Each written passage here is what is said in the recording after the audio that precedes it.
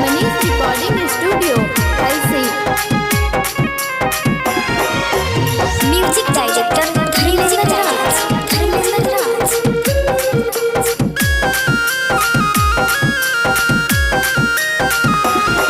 फसाइले नीगे छौरी फसाइले नीगे छौरी साथ में करके काम हमरा फसाइले नीगे छौरी साथ में करके काम हमरा फसाइले नीगे फसाइले नीगे छौरी फसाइले नीगे छौरी साथ में करके काम हमरा फसाइले नीगे छौरी साथ में करके काम हमरा फसाइले नीगे।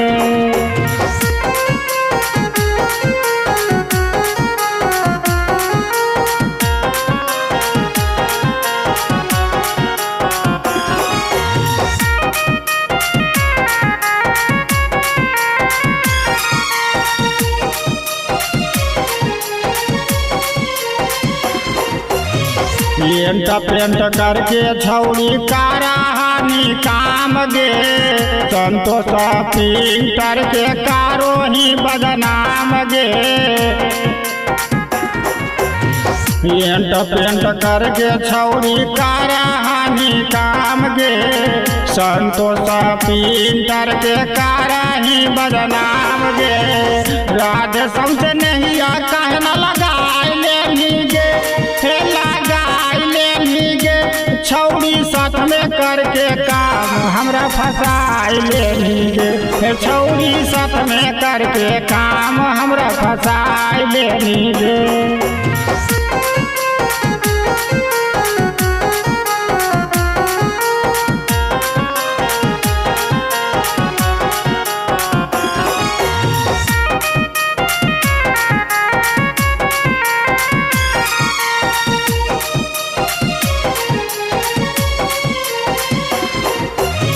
दस पाँच मिनट छौरी काराहानी लेट गे राम बारन गुरु जी से होए गेलौ भेट गे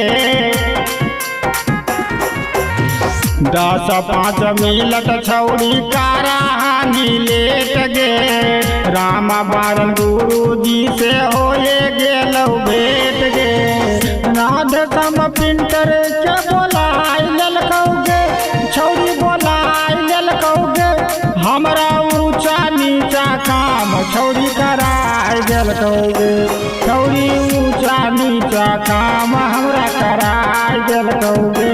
मनीष रिकॉर्डिंग स्टूडियो हलसी।